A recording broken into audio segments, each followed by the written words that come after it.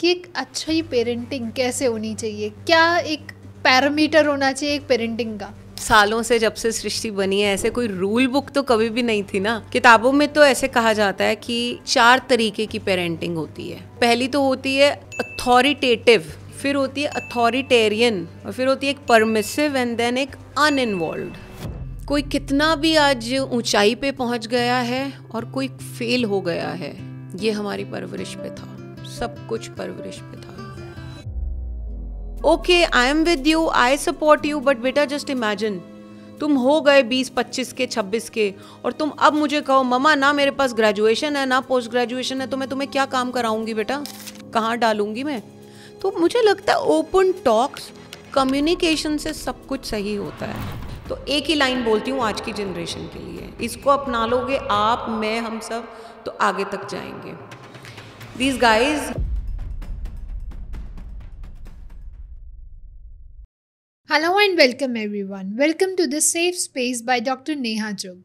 यहाँ हम बात करते हैं उन इमोशंस की, उन ट्रॉमास की जो हम महसूस तो करते हैं लेकिन बोल नहीं पाते, जैसे कि anxiety, depression, guilt, relationship issues, emotional issues and what not.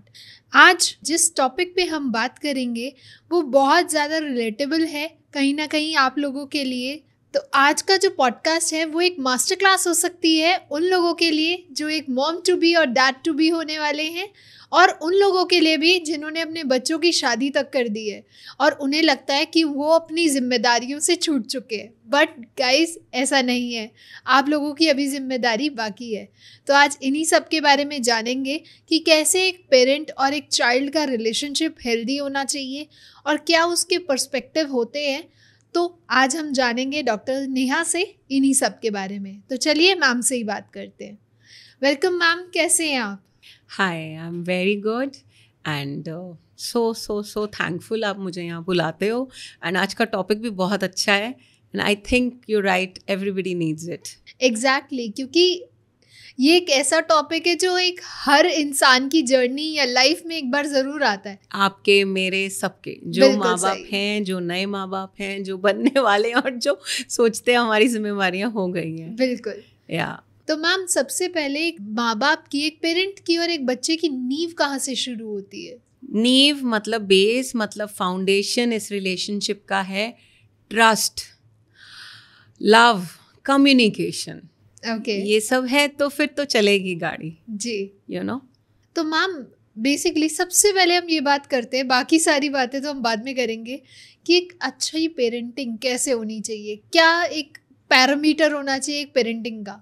देखो, जब सालों से जब से सृष्टि बनी है ऐसे कोई रूल बुक तो कभी भी नहीं थी ना। लेकिन हम सबको एक दिमाग दिया है ऊपर वाले ने, दिल दिया है, दिमाग दिया है, विवेक की ताकत दी है कि हमें पता होता है क्या गलत है क्या सही है। बट मैं आपको थोड़ा सा चलिए मेडिकल टर्मिनोलॉजी या जो हमने पढ़ाई करी है उसके हिसाब से बताती हूँ, फिर समझ आता जाएगा आगे आगे जो भी आपके सवाल होंगे।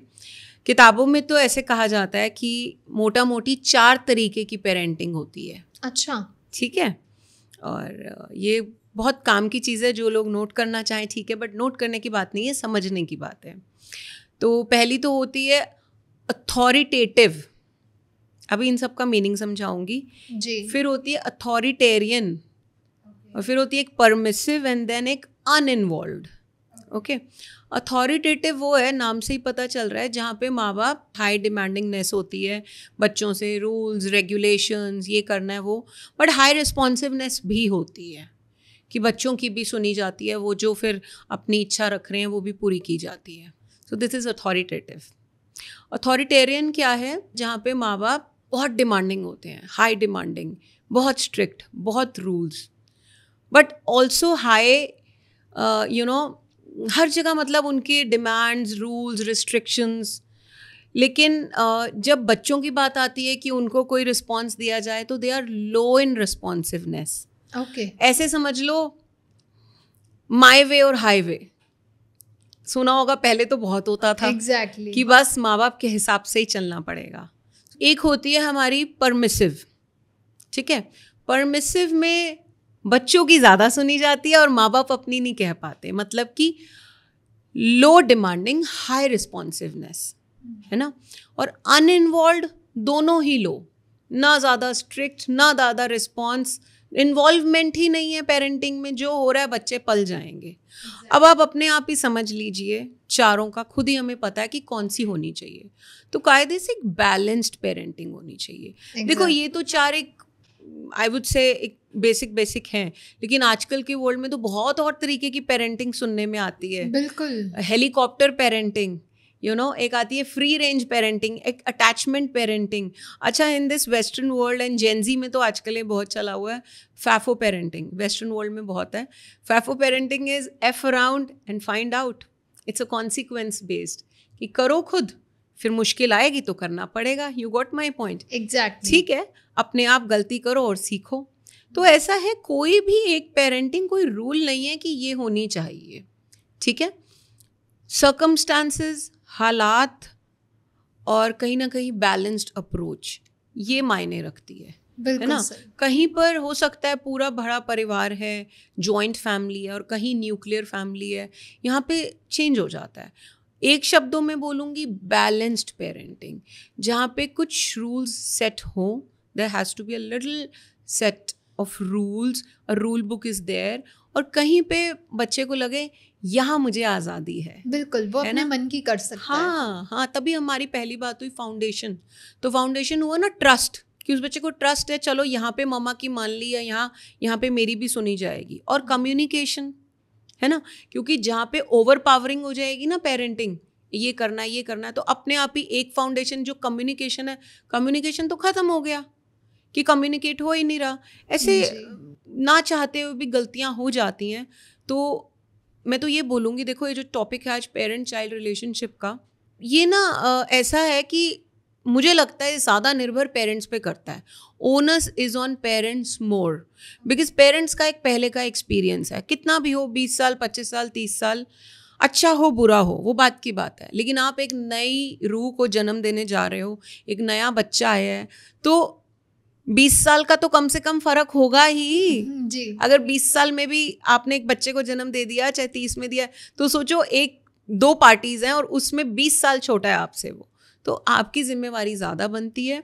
तो मैं ये मानती हूँ कि मैं भी एक पेरेंट हूँ, कि जो बच्चे बढ़ चुके हैं, एडल्ट हो चुके हैं, वो ये ना सोचें कि हम तो बड़े हो गए, हम अपनी शादियां भी हो गई तो हमारे पेरेंट्स की ही नहीं, अब आप पेरेंट बन गए हो तो आप वो बात भी एक्सपेक्ट ना करें कि हमारे पेरेंट्स ने ये गलतियां करी। गलती तो देखो हर ह्यूमन बीइंग से होती है, बट अगर जस्ट पेरेंट और चाइल्ड की बात की जाए तो कई बार ऐसा हुआ है, मुझे पेरेंट्स पे ही ज़्यादा काम करना पड़ता है। बच्चों को तो एक बार समझा दो समझ जाते हैं, तो पेरेंट्स को बैलेंस्ड अप्रोच की ज़रूरत है। अब जैसे आप अगर जानना चाहें, अभी ये फैफो पेरेंटिंग का बताया, हेलीकॉप्टर पेरेंटिंग क्या होती है? टू मच इन्वॉल्वमेंट, हर चीज़ डिमांड पूरी हो रही है, हर डिमांड पूरी हो रही है। बट देन अगेन अथॉरिटेटिव भी पेरेंटिंग आजकल नहीं चलती, कि बच्चों की सुनी ही नहीं जा रही, है ना। एक है हमारी अटैचमेंट पेरेंटिंग, उसमें ना थ्रू फिजिकल अटैचमेंट बहुत ज़्यादा होता है, कि माँ बाप से बच्चा ऐसे क्लोज हो जाता है क्योंकि बचपन से ही उसको टच, उसको फिजिकल टच, उसको किसेस, और उसको ये ज़रूरी तो होता है, बट वो इतना ज़्यादा हो जाता है कि अगर बच्चे को वो ना मिले तो बच्चा उस पर निर्भर हो जाता है। तो वही मैं कह रही हूँ, सब कुछ घुमा फिरा के बैलेंस ही चाहिए। एक पेरेंट को हर दिन अपने को चेक करना है, and you know once you get a child, it's a minimum 20-year project, मुझे बोलना ही नहीं चाहिए, it's a whole life project, तो इसलिए अगर बच्चा पैदा कर रहा है तो आपकी जिम्मेवारी है हर समय उसका साथ देना पड़ेगा, सुख में दुख में, उसके करियर टाइम में, उसके हर जगह, exactly. बच्चे भी गलती करेंगे तो फिर वो हमें देखना है कि हमें उनको लाइन पे कैसे लेके आना है। So this is all about जी। तो मैम एक जगह हमने बहुत मिसकंसेप्शन सुना है, या कह लीजिए हमारे बड़े भी हमें कहते थे कि हम जो कह रहे हैं वो तुम्हारी भलाई के लिए ही कह रहे हैं, तो एक्चुअली वो लव कब ओवर कंट्रोल बन जाता है पता ही नहीं चलता। तो अगर हमें जानना हो कि हमारा प्यार या पेरेंट का प्यार कब एक कंट्रोल में बदल रहा है, ओवर कंट्रोल में बदल रहा है, तो क्या साइंस हमें मिलेंगे? ओके, अब पेरेंट के पर्सपेक्टिव से देखो ना, तो हर पेरेंट अच्छा तो चाहता ही है, चाहता है ना, वो बच्चे के पर्सपेक्टिव से बच्चे को बाद में समझाएंगे, लेकिन पेरेंट को ये समझना है आप जो अच्छा चाहते हो वो इंटेंशन है, लेकिन वो आपके एक्सपीरियंसेस पे बेस्ड है। फॉर एग्जाम्पल, मान लीजिए कि आपका कोई पैशन था, आप उसको फॉलो नहीं कर पाए, लेकिन जो आप कुछ कमाने लगे उससे घर में पैसा आने लगा जी, ठीक है, तो आप उस एक्सपीरियंस पे शायद बच्चे का भला चाह के ये कह रहे होगे नहीं यार पैशन तो बाद में पूरा हो जाएगा, लेकिन तू पैसा पहले कमा, पैसा। लेकिन ये उल्टा भी हो सकता है, आप उस ग्रज और उस दुख में पूरी उम्र रहे और अब आप उसको बोल रहे हो बेटा नहीं यार ड्रीम्स पूरे करने हैं, ड्रीम्स पूरे करने हैं। तो इसलिए कुछ गलत और सही नहीं है, it's upon your past experiences. तो आपको ये कैसे पता चले कि ये मेरा ओवर पावरिंग लव हो रहा है, ये कंट्रोल में बदल रहा है? सिंपल, आप बच्चे को हर कदम कदम पे शिक्षा दे रहे हैं, टीच कर रहे हैं। उम्र के हिसाब से मैं ये मानती हूँ, मैं बिल्कुल नहीं इस चीज़ को मानती कि नहीं बच्चे तो मना ही करेंगे, नहीं। अगर तरीके से उनको हर चीज़ बोली जाए, उनके पास हमसे ज़्यादा दिमाग है, but it's about how we tell them, you know, the way is important. लेकिन अगर आप उनको इस तरीके से अपने रूल्स एंड रेगुलेशन बता रहे हो, एक बार, दो बार, तीन बार, हर बार बच्चा उसे फॉलो मन मार के कर रहा है या करना ही नहीं चाह रहा, तो साइन सिम्टम्स आएंगे। बच्चा जवाब देने लगा है, बच्चा नाखुश है, बच्चा टॉक बैक करने लगा है, और उसका कहीं ना कहीं डाउनग्रेड हो रहा है हर चीज़। You know, it can come on the grades, it can come on the general उसकी डे रूटीन में कि अब वो समय से नहीं उठ रहा, वो हाँ मम्मा हाँ लेज़ी होता जा रहा है, ज़्यादा टीवी में रह रहा है, आपका कहना तो अब मान नहीं रहा। उसे पता है रोज़ का पाठ कि ओबीडियंट होना चाहिए, ड्यूटीफुल होना चाहिए, बट अगर मम्मी किचन में बुला रही हैं, अरे आ जाऊँगा ना, तो कहीं ना कहीं वो पूरा खुश नहीं है। तो उसको जानने की ज़रूरत है। और अगर आपको लगता है कि यार बात तो सही है, तो आपके समझाने में कमी है या फिर आपका पॉइंट थोड़ा सा फ्लॉड है, आप उसकी समझो। फिर बात वहीं आ जाती है कम्युनिकेशन। बच्चे को बिठाओ, बेटा क्या बात है, क्या आपको लगता है कि मैं आपको प्यार नहीं करती, या ये जो मैं बात आजकल सिखा रही हूँ आपको, तो वो खुल के बोलेगा ही बोलेगा कि पापा आप मुझे ना कुछ ज़्यादा ही कंट्रोल कर रहे हो, जो मैं आपको अपने मन की कह रही हूँ मुझको इसमें पार्टी नहीं लेने दे रहे। मैं कब से चाहती हूँ मैं डांस क्लासेस करूँ, बट आप कहते हो पहले नंबर लेके आओ। तो ऐसे बहुत सारे इश्यूज़ हैं कि ये सिम्टम्स तो बड़े इजी पता चलते हैं, बट हम सबको पॉज करने की ज़रूरत है। स्लो डाउन, पॉज, रुको। अपनी भागती हुई ज़िंदगी में आप कमाने में ही लगे हुए हो, आप कहोगे चल छोड़ ना, बच्चे तो ऐसे ही होते हैं, बच्चे तो रोएंगे ही, बच्चे तो बोलेंगे ही। No, if you pause, you slow down, you can see the real change. मेरा बच्चा ना खुश है, खुश है, आपको सब समझ आता है।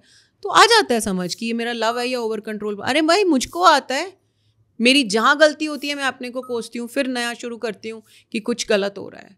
मुझे मिलते हैं फटाफट sign symptoms, I get the vibes कि मेरी गलत जा रही है पेरेंटिंग। तो ये हर दिन अपने को चेक करने वाली बात है। बिल्कुल। तो मैम ऐसा ही हम यूजुअली सुनते भी हैं कि पहले ग्रेड्स देख लो, पहले ये कर लो, या अगर तुम 10th स्टैंडर्ड में अच्छे नंबर ले आए तो तुम्हें तुम्हारी विश लिस्ट की एक चीज़ मिल जाएगी।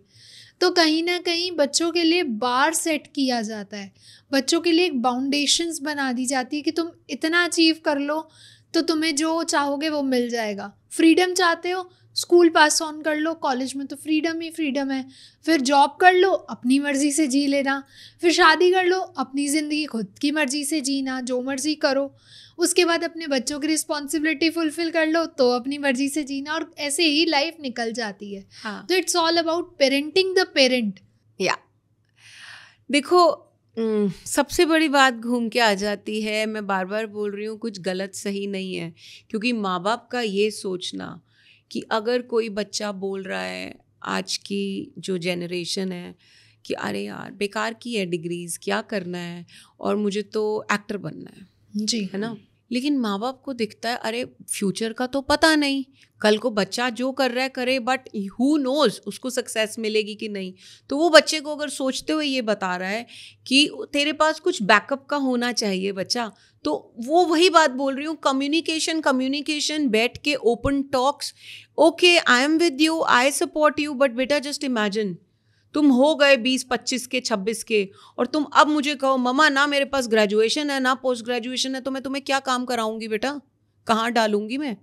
तो मुझे लगता है ओपन टॉक्स, कम्युनिकेशन से सब कुछ सही होता है.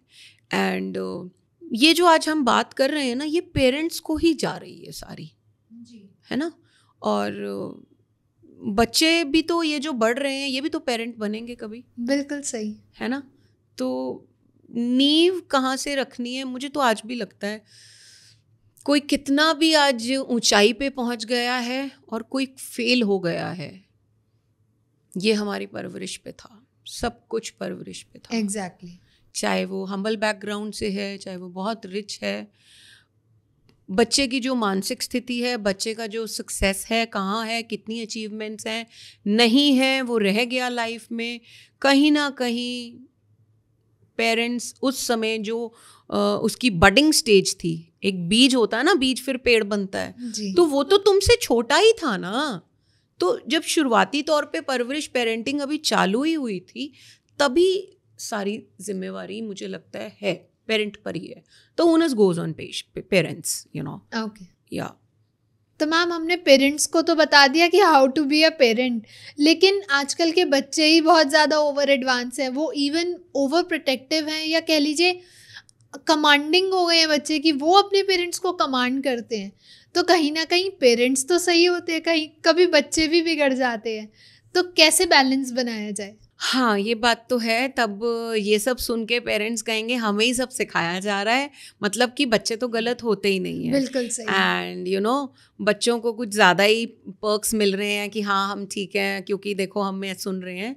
लेकिन एक बात बताऊँ मैं, जब ये स्थिति और ये सिचुएशन लाइफ में आती है ना, जहाँ पे मेरे पास सच में आते हैं लाइव एग्जाम्पल्स, जहाँ पेरेंट्स स्टक हो गए हैं, चाहते हुए भी कुछ नहीं कर पा रहे, गलती भी रियलाइज़ हो गई, वहाँ इतनी बुरी हालतें हैं, बच्चा पड़ गया गलत कंपनी में, अब तो हाथ से निकल गया, अब क्या करें? पहले तो भाई एक्सेप्ट करो, हाँ बच्चा गलत है, क्योंकि अब तो वो गलत रास्ते पे आ गया ना, उसने तो बाउंड्रीज क्रॉस कर दी. लेकिन पहले तो एक्सेप्ट करो किया धरा आपका ही था.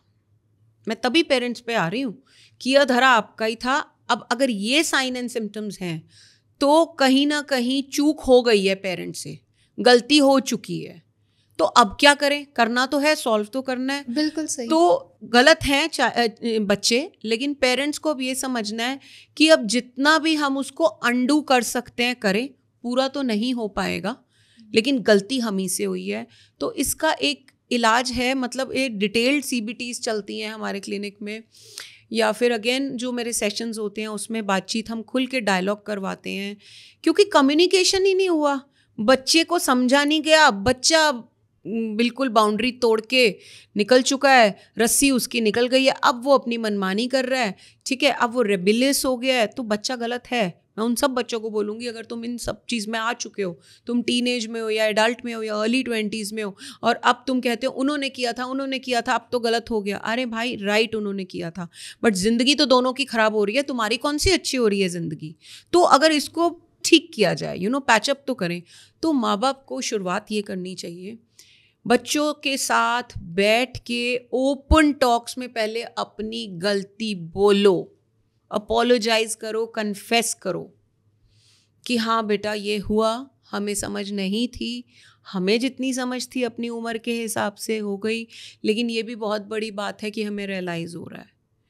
मतलब मैं शॉर्ट में ही बता रही हूँ, बट ये जब हम बार बार ये जो CBT सेशंस होते हैं जो हर जगह काम आते हैं, हर रिलेशनशिप में, ये कई बार हमें 8 से 12 सेशन मिनिमम करने पड़ते हैं. बट अगर दिमाग से दिमाग की बात है ना, कोई जल्दी समझता है, कोई बार बार, प्रैक्टिस की बात है.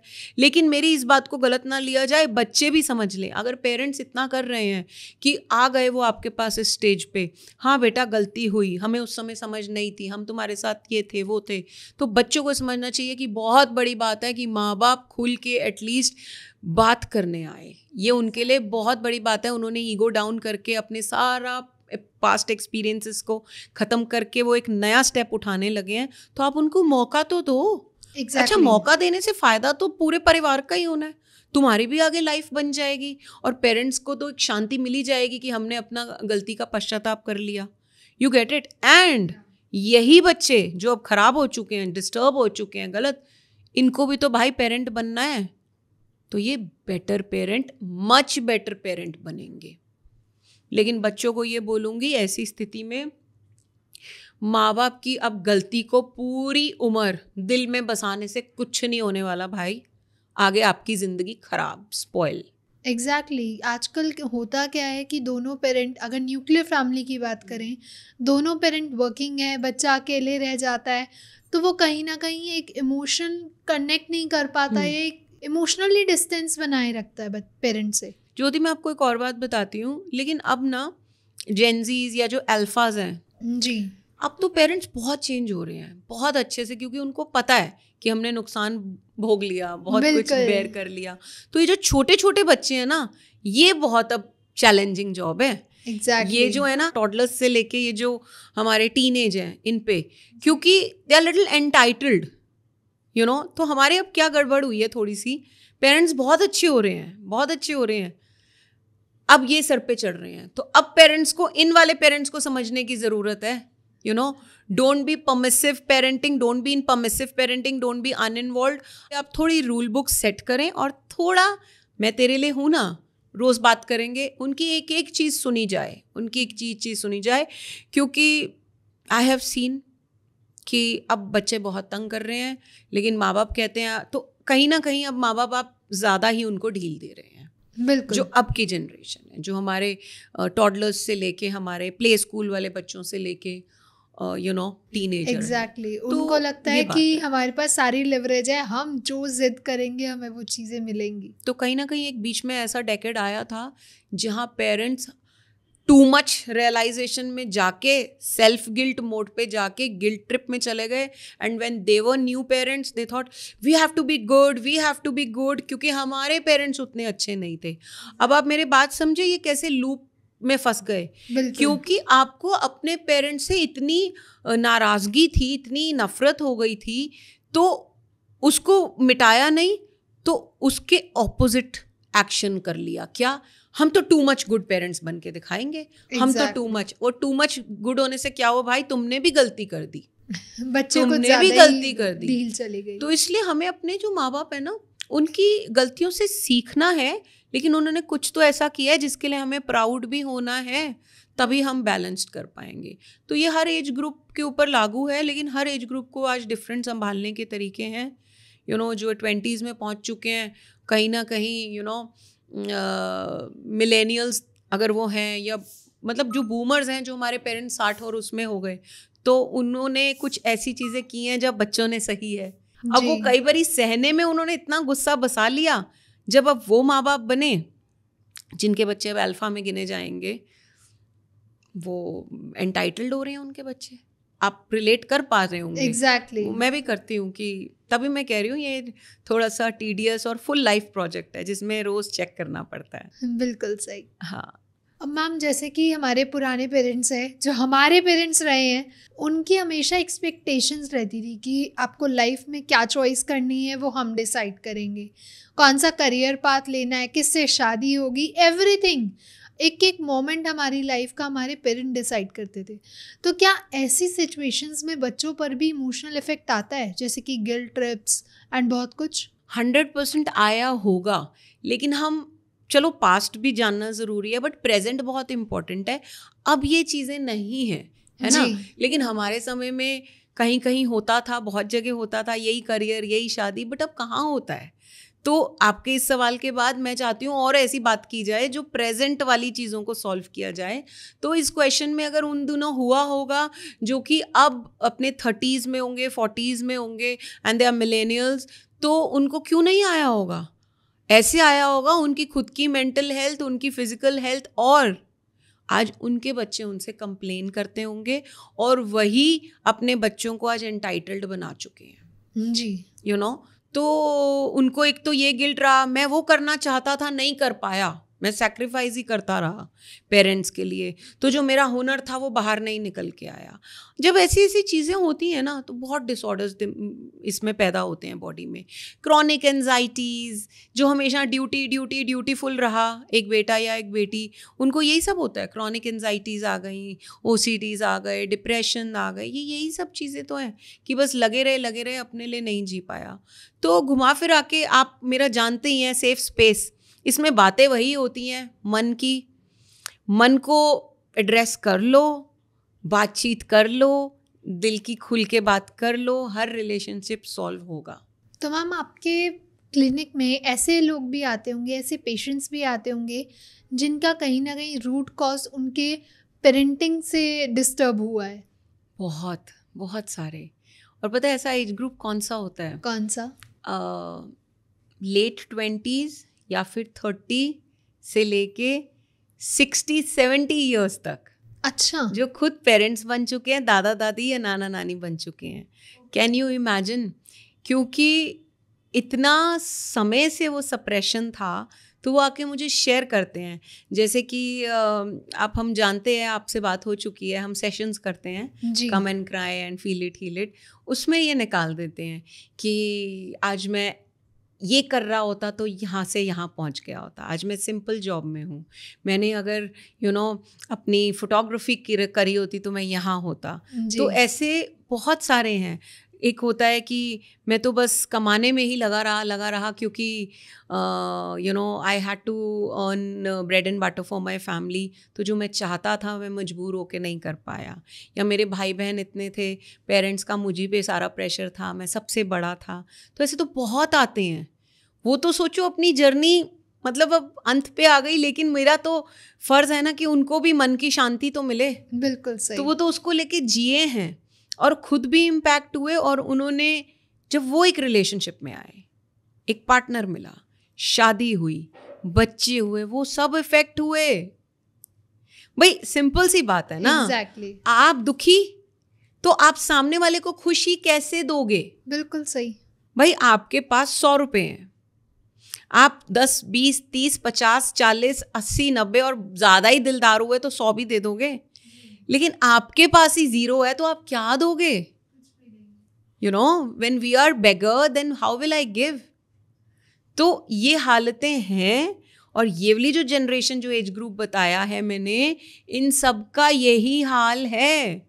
And I encounter these cases a lot. Okay. बहुत दुख होता है सुन के, और अच्छा लगता है जब कुछ मैं उनकी हेल्प कर पाती हूँ। I acknowledge it.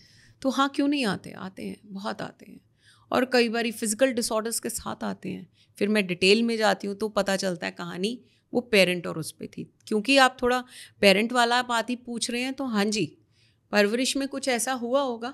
तो मैम, जैसे कि हमने अभी अपनी जनरेशन की बात तो कर ली, जो लेट 20 से 60-70 एजेस की बात कर रहे थे अभी हम, लेकिन उनका क्या, जो आजकल बच्चे बहुत रेबेलियस बन रहे हैं, जो हमारे आजकल के टॉडलर्स हैं, ये जो स्कूल गोइंग बच्चे हैं, जो हर बात पे माँ बाप से डिसएग्री करना, उनको सामने से पलट जवाब देना या उनकी बातों को हमेशा नकारा करना, तो उनके लिए एक लव और कंट्रोल के बीच में कैसे बैलेंस बनाया जाए? या it's a much needed talk and need of the hour. क्योंकि अब प्रेजेंट को तो देखें ना भाई, तो क्योंकि आज की जो जनरेशन है वो हमारा फ्यूचर है।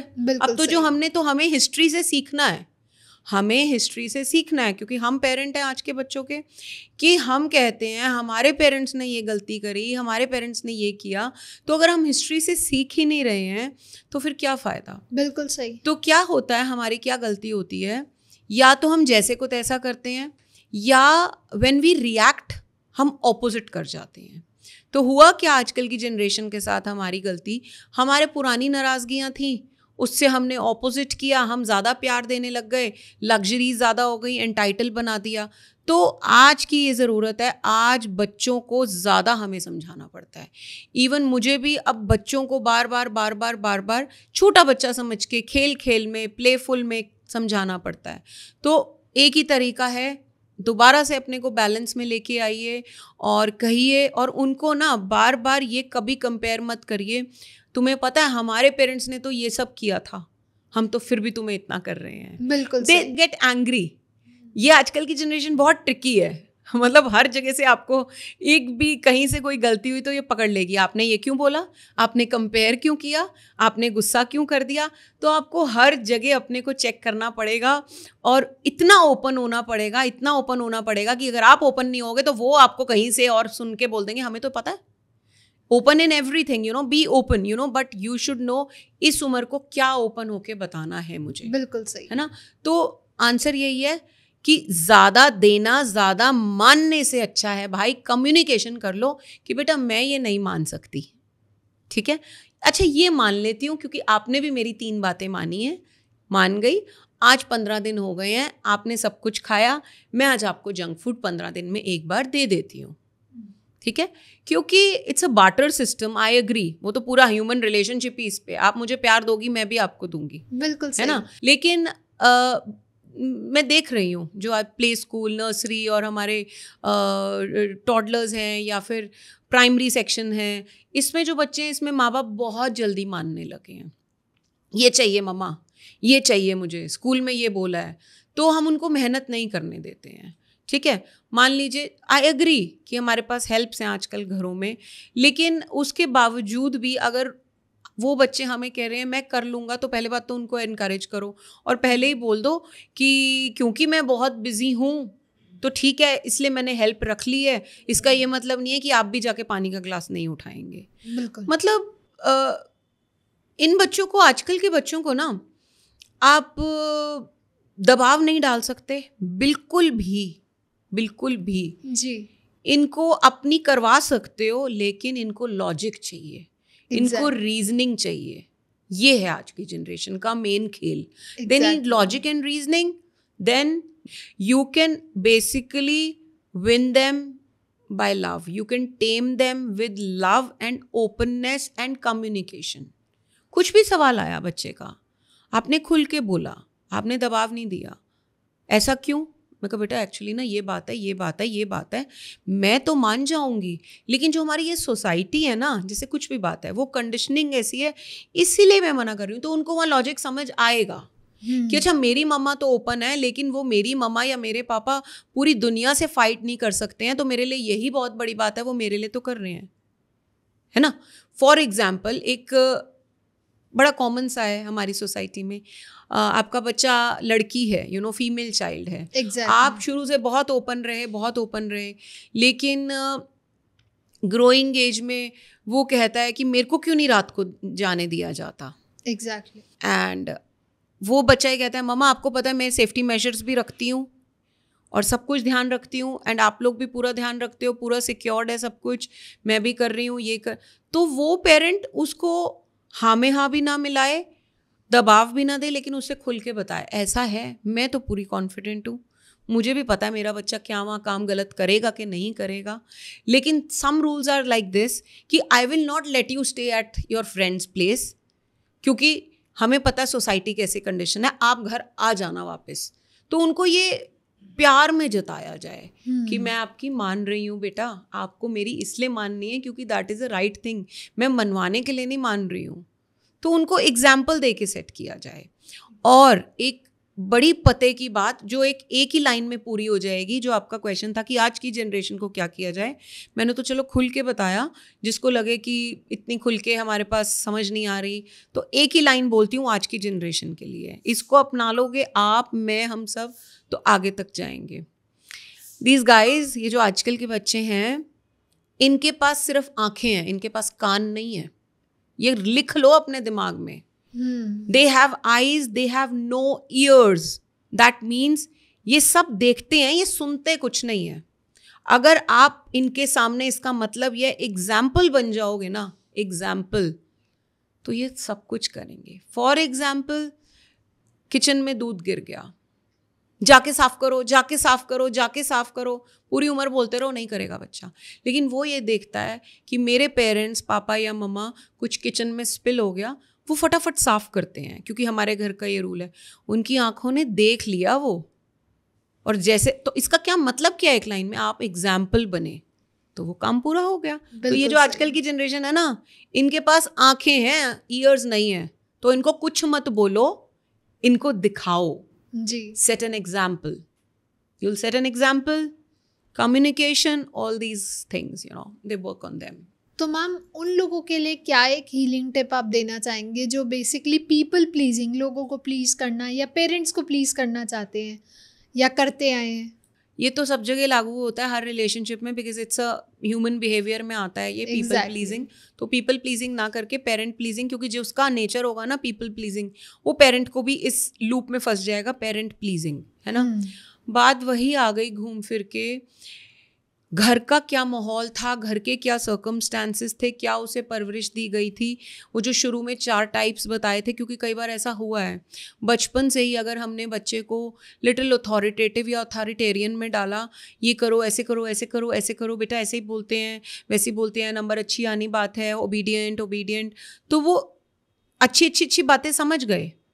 अब जब वो बड़े हो रहे हैं तब वो दुनिया में निकल रहे हैं, एक्सपोजर मिल रहा है, और जब एक्सपोजर मिल रहा है तो उनको कुछ कमियां ये दिखी कि ये तो पेरेंट्स ने सिखाया बट ये तो कमी है मेरे में। फॉर एग्जाम्पल, पापा मम्मी ने कहा नंबर, और वो बच्चा टॉपर है, लेकिन वो जब बड़ा हो रहा है तो वो देख रहा है यार ये बच्चा टॉपर नहीं है, बट इसके मम्मा पापा तो उतना ही प्यार करते हैं, इसको उतना ही इंजॉयमेंट कराते हैं, इसके साथ बहुत खुश हैं, तो बच्चा कंपैरिजन करता है। लेकिन क्योंकि अब उसकी आदत पक गई है, वो उस लूप में फंस गया है, तो ऐसे बच्चे फिर क्या करते हैं, निकल नहीं पाते ना, तो दे प्लीज देयर पेरेंट्स कि पापा मम्मी को तो खुश रखना है ना, पापा मम्मी को तो खुश रखना है। देखो, एक ड्यूटी करना, एक अच्छा कर्म करना अलग बात है। एग्जैक्टली मैं आपसे अच्छे से बोल रही हूँ, मेरा कर्म है वो कि यार एक ह्यूमन बिहेवियर है ना। लेकिन अगर मेरे दिमाग में सेट है ना, आई हैव टू प्लीज, क्योंकि मैं उसको अच्छा सा बोलूँगी ना तो वो मेरे से अच्छे क्वेश्चन पूछेगी, मैं नर्वस नहीं होंगी, मेरा इंटरव्यू बहुत अच्छा होगा। You get it? एग्जैक्टली। तो वो जो पेरेंट प्लीजिंग वाले होते हैं ऐसे लूप, जहाँ पे ना होता क्या है आके बताते हैं मुझे। अगेन ये बड़े वाले जो बच्चे हैं ना उनके साथ होता है, छोटों के साथ भी हो रहा है जो बढ़ रहे हैं, कि वो अपनी बात ही नहीं कह पाते। उनको लगता है पापा मम्मी तो नाराज हो जाएंगे, एग्जैक्टली फिर हम कहाँ जाएंगे, हमारी बात नहीं मानी जाएगी। तो ये जो पेरेंट प्लीजिंग करते हैं, इसके कुछ रीजंस हैं। या तो अपनी बात मनवाने के लिए, ये जो चालाक आजकल के बच्चे हैं, ओके, या जो थोड़े से बड़े हो गए हैं, वो लूप में ही फंस चुके हैं कि अगर माँ बाप को नहीं खुश किया तो कैसे होगा। उनके बहुत सारे दिमाग में चीज़ें चल रही हैं। एग्जाम्पल देती हूँ, ये सब सुनेंगे और रिलेट करेंगे तो प्लीज़ बाहर आइए इससे। इसलिए कि भगवान के बाद माँ बाप ही हैं। हाँ, भगवान के बाद माँ बाप ही हैं। नहीं, मेरा तो कर्म खराब हो जाएगा, मुझे तो पापा मम्मी के आगे कुछ बोलना ही नहीं है, मैं तो गलत हो जाऊँगा। तो वो उनकी कॉन्शियंस उसको मार रही है कि मत बोल। और इसलिए कि मैं अब कैसे बोल दूँ, इनको तो कोई प्रॉब्लम हो जाएगी, पेरेंट्स का तो बिल्कुल दिल टूट जाएगा। माँ बाप हैं तो हमेशा सही होते हैं, है ना। तो parent pleasing is not a good thing. Exactly. Come out of it. अगर आपका बॉन्ड स्ट्रांग है, आप माँ बाप को इतनी खुशी दोगे अपनी बात कह के भी, और उनकी बात भी मानोगे। और पेरेंट्स, अगर बॉन्ड स्ट्रांग है, पेरेंट्स को भी बहुत अच्छा लगेगा बिल्कुल कि बच्चे को बात पसंद नहीं आ रही, कि मामा मैंने बहुत ट्राई किया है लेकिन ये कोर्स मुझे अच्छा नहीं लग रहा है, आई थिंक मुझे 2nd ईयर हो गया, फोटोग्राफी में ही जाना पड़ेगा। लेकिन जो थी, अब बहुत पेरेंट्स हो रहे हैं चेंज, लेकिन जो नहीं हो रहे ये उनके लिए है, क्योंकि ऐसी छोटी छोटी जगहें हैं, गाँव हैं, विलेजेस हैं, रूरल सिटीज़ हैं जहाँ चेंज होने की ज़रूरत है। या लोग ऐसे भी हैं जो अपना माइंडसेट चेंज ही नहीं करना चाहते, बहुत रिजिड हो जाते हैं लोग। Right exactly. मतलब नॉट ओनली हम्बल बैकग्राउंड, जो हाई स्टेटस के भी लोग हैं, अगर उनकी रिजिड थिंकिंग थी जी तो वो नहीं चेंज कर पा रहे। एग्जैक्टली। कुछ तो कह देते हैं हम चेंज हैं, लेकिन उनका असली आंसर पता है कौन देगा? बच्चा। क्योंकि बच्चे में दिख जाएगा। आपको दुनिया को बताने की जरूरत नहीं है हम कितने अच्छे पेरेंट हैं, आपके बच्चे से ही दिख जाएगा। बिल्कुल सही। कैसे? बच्चे की खामियों से, बच्चे की अच्छाइयों से, उसके गुण और अवगुणों से, और बच्चे की खुशी से। बच्चा कितना खुश है मेरा लाइफ में, सही बात है, तो पता चल जाएगा इसके माँ बाप ने इसको क्या सिखाया है, कि भाई जिंदगी में सेटिस्फैक्शन है क्या, है ना। ऐसा भी कोई अगर आपको बच्चा दिखा जो सक्सेस नहीं पा पाया अपने करियर में, लेकिन बहुत खुश है, तो उसके माँ बाप का रोल था कि उसके कुछ ऐसी उसको मिली है परवरिश कि बेटा जो भी हो तो खुश रही हो, तो क्यों नहीं, यू नो। तो ये बात है। तो मैम इतनी सारी बातें करी, इतना मज़ा आया कि हम खो ही गए, टाइम का पता ही नहीं चला। तो जाते जाते एक आखिरी सवाल कि आप क्या उन पेरेंट्स के लिए या उन बच्चों के लिए क्या मैसेज देना चाहेंगे कि जो एक्चुअली वो अपना रिलेशनशिप बॉन्ड बनाना तो चाहते हैं लेकिन कहीं ना कहीं अपने अपने जगह पे फंसे हुए हैं? अच्छा, तो ये उनके लिए जो खो चुके हैं जी। भैया, पहली बात तो ये कि पेरेंट्स ही तो हैं जो सबसे पहले तुम्हें लेके आए यहाँ पे, ठीक है। और तुम एक बात बताओ, द क्लोजेस्ट कौन होगा? पेरेंट ही होगा। नो डाउट आपको फ्रेंड, पार्टनर, बच्चा भी ऐसा मिल सकता है। तो इस बॉन्ड को दोबारा से फ्रेशन अप करो और इसको जगाने के लिए जाओ, मिलो माँ बाप को, बैठो, और माँ बाप भी खुद बच्चों को हक से कहें मुझे बात करनी है, तुम कितने भी बिजी हो मेरे पास आओ, दूर मत भागो, एक दूसरे से कम्युनिकेशन करो। और पुरानी बात अगर करने का मन भी है तो उसको इतने प्यार से शुरू करो कि ऐसा ऐसा हुआ लेकिन पापा आई हैव नो ग्रज, और पापा भी कहें कि हाँ ऐसा ऐसा हुआ लेकिन I am proud of you, कुछ रह गई होंगी खामियां लेकिन, और फिर उस बात को ऐसे शुरू किया जाए कि let's start a new bond. क्योंकि मैं आपको एक बात बता दूं कि बच्चा और माँ बाप, यू नो, इससे क्लोज मतलब कौन क्या, इसमें क्या खोट होगा? नहीं हो सकता, नहीं हो सकता, क्योंकि वो आप ही की बॉडी में से निकला, आपका फ्लैश है, यू नो। तो प्लीज इसको इम्प्रूव करो, हेल्प लो एक्सपर्ट्स की। अगर खुद से नहीं कर पा रहे तो हम वो आपको करेज देंगे बात करने का। काफ़ी आते हैं मैम हमसे नहीं हो पा रहा फ़ोन करना पापा मम्मी को, क्योंकि ईगो डाउन करनी पड़ेगी, है ना, अपोलोजाइज करना पड़ेगा। तो क्या हो गया, ज़्यादा से ज़्यादा क्या हो जाएगा? सॉरी बोलने से, माँ बाप को भी कह रही हूँ, बच्चों को भी क्या हो जाएगा ज़्यादा से ज़्यादा? हाँ, बल्कि आप उसको पार कर जाओगे, एंड जो फीलिंग आएगी ना वो मैं बता नहीं सकती। वो उसको एक्सपीरियंस कर लो और फील कर लो और फिर बताना मुझे कमेंट करके कि यस हमने एक्सपीरियंस किया हो। So please come up and take our help. Okay, thank you so much ma'am. And आज का सेशन बहुत ही अच्छा रहा। आई गेस हमारे पेरेंट्स और बच्चे इस सेशन से कुछ सीखे होंगे, एंड ऐसे ही हम और भी नए नए अवेयरनेस वाले टॉपिक लेके आएंगे ताकि हमारी ऑडियंस भी नई नई चीज़ों से अवेयर हो और अपनी लाइफ को और इम्प्रूव करे, राइट? तो थैंक यू एवरीवन। अगर आप लोगों को ये सब पसंद आया हो, आज की बातचीत अच्छी लगी हो, तो do not forget to like, share, comment and subscribe the channel. And अगर आपके कोई क्वेश्चन है, कोई सजेशन है, प्लीज़ हमें कमेंट सेक्शन में बताइए ताकि हम आगे आने वाले पॉडकास्ट में उन्हें ज़रूर कवर करें। तब तक के लिए धन्यवाद। Stay safe, stay happy. Thank you. Thanks to you, thank you everyone, and thanks to him.